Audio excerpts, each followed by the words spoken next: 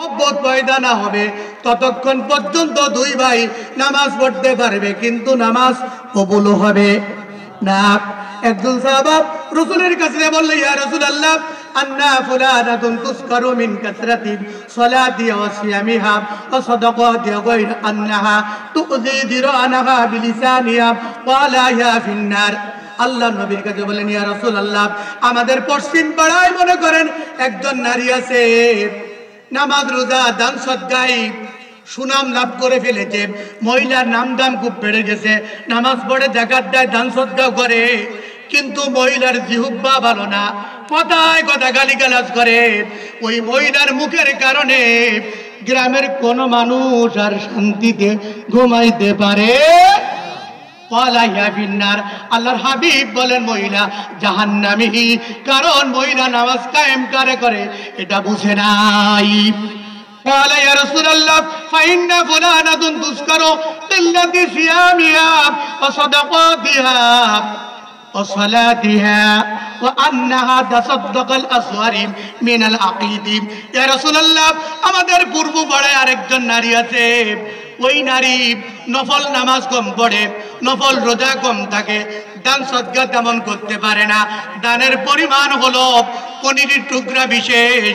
ওয়ালা তুজিব জিরানাহা বিলিসানিহা, কিন্তু ইয়া রাসূলুল্লাহ, মহিলার স্বভাব বড় ভালোতে মুখ খারাপ করে না, তার ব্যবহারে গ্রামের সবাই সন্তুষ্ট। ওয়ালা ইয়া ফিল জান্নাত, আল্লাহর হাবিব বলেন মহিলা জান্নাতি। এই হাদিসে প্রমাণ হলো নামাজ কায়েম করার করতে হলো আচার আচরণ থেকে নিজেকে আগেই পরিবর্তন করতে হবে, কেননা সালাতের উদ্দেশ্য হচ্ছে ইন্না সালাতা তানহা আনিল ফাহশাই ওয়াল মুনকার, সকল প্রকার বেয়াপনা অশ্লীলতা খারাপ কাজ থেকে মানুষকে বিরত রাখে সালাতে। যে লোক সালাত আদায় করে চরিত্র পরিবর্তন করতে পারে না, মনে করতে হবে এ লোকের সালাত কায়েম হচ্ছে না। নবীজি বললেন আওহাল্লাহু ইলা জিবরাইল আলাইহিস সালাতু ওয়াস সালাম আনিকলিম মাদিনাতুন কাযাব ওয়া কাযা বি আহলিহা। আল্লাহ নবী একদিন জিবরাইল আমিনকে বলেন, ও জিবরাইল, এই শহরটা উল্টায়া দাও, এই শহরের কোন মানুষ আর জীবিত রেখো না। ফাকালা ইয়া রাব্বি, জিবরাইল আমিন ওই শহরটা ধ্বংস করার আগে আল্লাহকে যে রিপোর্ট দিল, শহরটা পরিদর্শন করে দিয়ে বলল, ইয়া রাসূল রব্বুল আলামিন, ইয়া রাব্বি ইন্না ফীহিম আবদাকা ফুলানান লাম ইয়াতাআম্মার ফী সাআতিন কদ্দুন। রব্বুল আলামিন, ওই শহরের ভিতরে এমন একজন বুজুর্গ আছে, এমন একজন আল্লাহওয়ালা আছে, লোকটা আল্লাহ আল্লাহ করে, কোনো অন্যায় করে না, ওই লোকটা থাকার পরে ওই শহরটা ধ্বংস করবে, এটা কিভাবে সম্ভব?